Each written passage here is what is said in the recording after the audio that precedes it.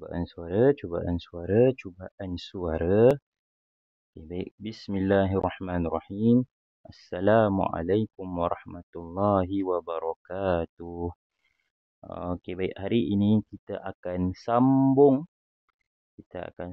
Sesi PDPR kita pada hari Rabu bagi subjek ibadah. Jadi anak-anak murid boleh bawa keluar buku teks ibadah tahun 5. Ada yang kedua orang budak perempuan dengan 2 orang budak lelaki. Tahun 5 Jangan bawa keluar buku tahun lain pula. Okey, baik.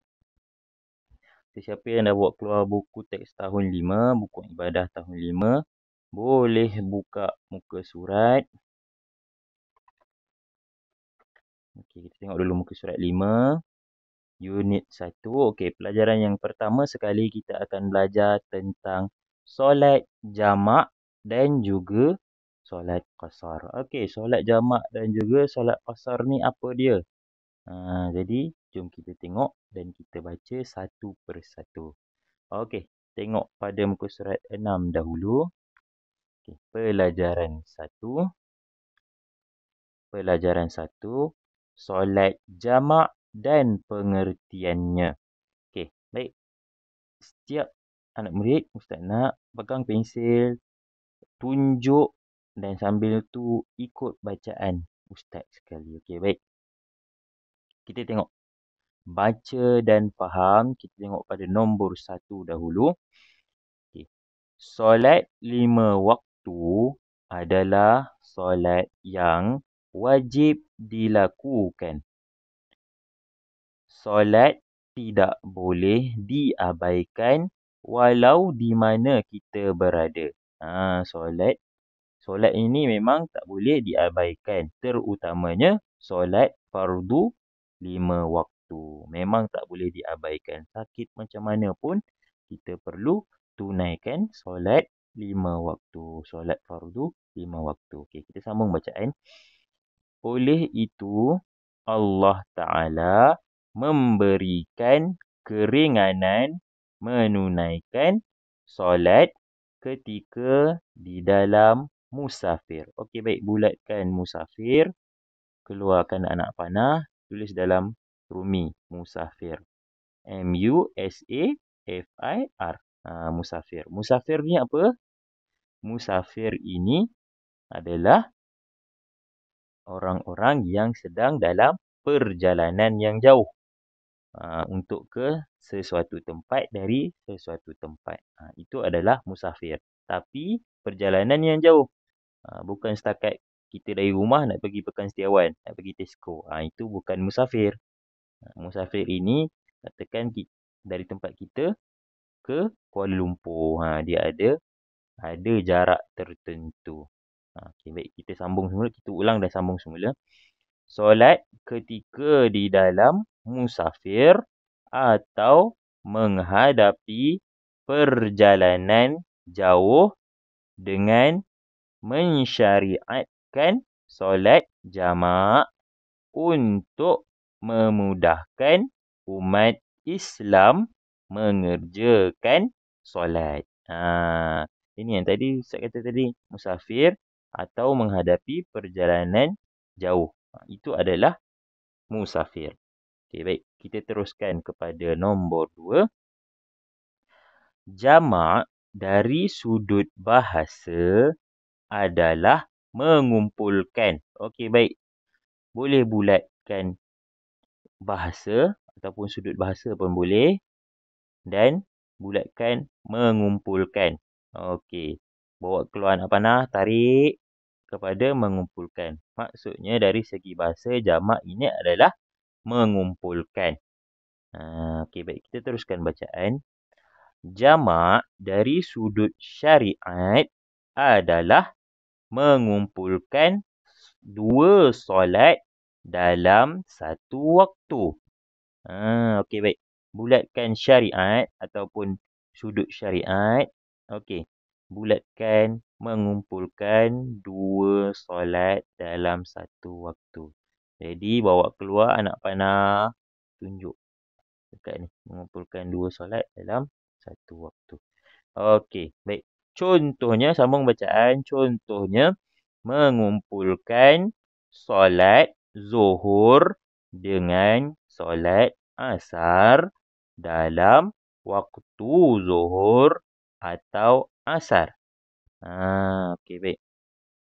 Jamak ni adalah kita mengumpulkan dua solat fardu dalam satu waktu. Sebagai contoh, kalau katakan kita dalam perjalanan yang jauh, kita dari Setiawan nak pergi ke Kuala Lumpur. Jadi kita dalam perjalanan tu kita kerjakan solat zuhur dan asar sekali dalam waktu zuhur. Itu contohnya kita menggabungkan dua solat fardu, dua waktu solat fardu dalam satu waktu. Okey, baik. Kita cuba baca dialog bawah ni. Antara ayah dengan anak nak naik kereta api kan. Okey. Kita tengok dialog ayah dia. Okey, baca sama-sama. Kita hendak berjalan jauh. Ayah rasa dalam 120 kilometer. Nanti kita lakukan solat jamak dan kasar. Kasar ni kita tak sentuh lagi. Kita baru sentuh jamak. Tak apa, kita sentuh jamak dahulu. Okey, jamak tadi Ustaz nak ulang kaji balik dengan anda semua, dengan awak semua. Jamak tadi apa dia? Jamak tadi adalah dari segi bahasa adalah mengumpulkan. Dari segi syarak adalah kita mengumpulkan, kita menggabungkan dua solat fardu dalam satu waktu. Dalam satu waktu. Contohnya solat zuhur dengan asar, kita kerjakan dua-dua solat tu dalam waktu zuhur ataupun dalam waktu asar. Kita gabungkan. Maknanya solat zuhur 4 rakaat, solat asar 4 rakaat, kita kerjakan 4-4 rakaat tadi dalam waktu zuhur. Mula kita buat solat zuhur 4 rakaat dulu. Kemudian dah habis kita kerjakan solat zuhur 4 rakaat, kita kerjakan pula solat asar 4 rakaat. Selepas saja kita melakukan solat zuhur 4 rakaat tadi dalam waktu zuhur. Waktu zuhur pukul apa? Pukul 1.30 lebih kurang. Kita lakukan solat zuhur dan juga solat asar pada pukul 1.30 tu. Pada waktu zuhur. Okey, tadi Ustaz terlepas info. Okey, kita baca sama-sama info. Okey. Solat jamak dan kasar ia adalah rukhsah. Okey, bulatkan rukhsah. Keluarkan anak panah, tulis dalam rumi rukhsah. Okey, rukhsah ni apa? Buat dalam kurungan keringanan. Tulis keringanan. Dalam rumi boleh, tapi Ustaz lagi suka kalau kamu tulis dalam jawi. Kaf, ra, ya, nga, nun, nun. Kaf, ra, ya, nga, nun, nun. Keringanan. Okey. Kita sambung. Ia adalah rukhsah kepada orang yang bermusafir lebih daripada 89 kilometer. Musafir ini, solat jamak dan kasar ini diberikan kepada orang yang musafir sepanjang 89 km. 89 kilometer. Kurang daripada 89 km tak boleh kerjakan solat jamak kasar. Okey, baik. Ini solat jamak saja kita baru sentuh ni. Baru solat jamak saja. Selalunya kalau kita berjalan mesti kadang-kadang mak bapak kita kata, jom solat kita jamak kasarkan. Kita jamak kasarkan. Ini baru jamak. Kasar kita belum sentuh lagi. Okey, baik. Jamak kita dah sentuh dah habis dah. Sentuh jamak adalah kita mengumpulkan dua solat dalam satu waktu. Itu adalah jamak. Okay, kita tengok pada qasar. Qasar. Unit pelajaran 2, muka surat 7. Solat. Okey. Semua ikut bacaan Ustaz. Solat qasar dan pengertiannya. Okey. Baca dan faham. Sama-sama tengok perenggan yang paling atas. Qasar dari sudut bahasa bermaksud memendekkan. Jadi bulat bahasa dan bulatkan memendekkan, bawa keluar anak panah, tunjuk pada memendekkan. Maknanya qasar ini dari segi bahasa maksudnya memendekkan. Kita teruskan bacaan. Qasar dari sudut syariat adalah memendekkan solat yang 4 rakaat, iaitu solat zuhur, asar dan isyak menjadi 2 rakaat.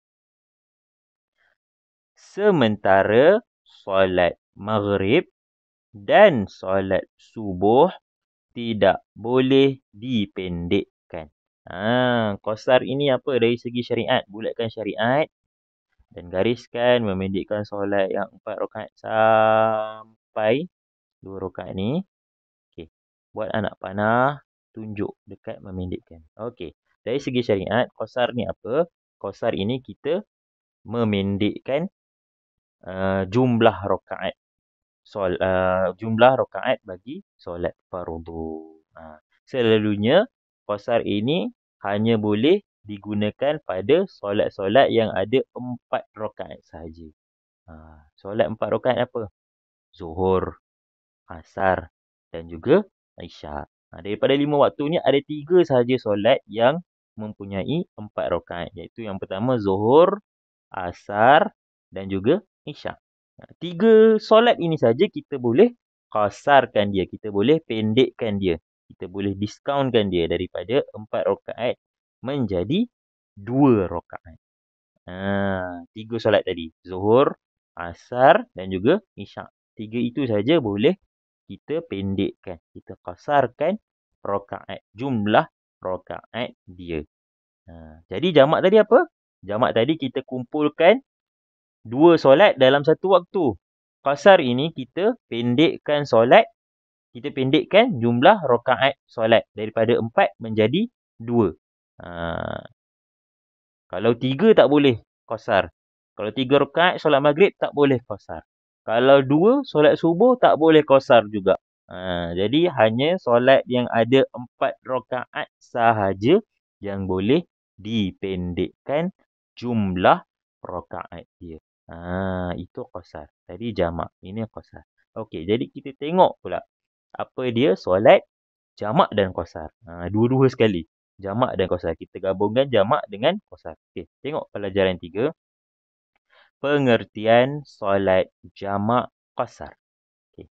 Baca dan faham. Okey, sama-sama baca.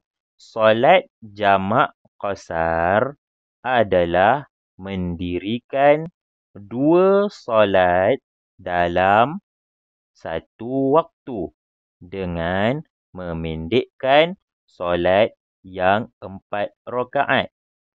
Sebagai contoh, mendirikan solat zuhur dan asar dengan memendekkan solat zuhur menjadi 2 rakaat dan solat asar juga 2 rakaat dalam satu waktu. Okay, kita tengok pada info. Umat-umat yang terdahulu hanya boleh beribadah di tempat ibadah masing-masing. Akan tetapi, umat Nabi Muhammad boleh solat di mana sahaja ia berada. Okey, baik. Kita ulas balik. Kita ulas semula pengertian solat jamak. Okay, tadi kita dah belajar tentang solat jamak sahaja dan kita juga dah belajar tentang solat qasar sahaja. Dan yang ini pelajaran 3 kita gabungkan solat jamak dan juga qasar. Sebenarnya solat ni kita nak buat jamak sahaja pun boleh, kita nak buat qasar sahaja pun boleh. Masa dalam musafir lah. Kalau yang biasa ni kita kena solat macam biasa. Masa dalam musafir, kita boleh pilih sama ada kita nak buat jamak sahaja ataupun qasar sahaja. Tapi kalau kita nak buat dua-dua pun boleh. Solat jamak qasar. Syaratnya kalau nak qasar, kenalah macam kita baca tadi, kalau nak qasar, kenalah solat yang ada 4 rakaat sahaja. Yang 3, yang 2 tak boleh dibuat qasar. Okey, baik. Solat jamak qasar. Contoh dia, kita gabungkan solat zuhur dan juga asar dalam waktu zuhur dan kita pendekkan lagi jumlah rakaat dia. Kita kerjakan solat zuhur dahulu 2 rakaat. Dah habis kita buat solat zuhur 2 rakaat, kita buat pula solat asar 2 rakaat. Terus bangun. Lepas habis je solat zuhur 2 rakaat tadi, terus bangun, buat solat asar 2 rakaat. Tak apa, cara-cara je nanti kita akan pergi pada sesi yang akan datang. Okay, yang info ni tadi. Tengok tadi, info tadi. Umat yang terdahulu, umat Nabi Musa, umat Nabi Isa, semuanya perlu mengerjakan ibadah di tempat ibadah masing-masing.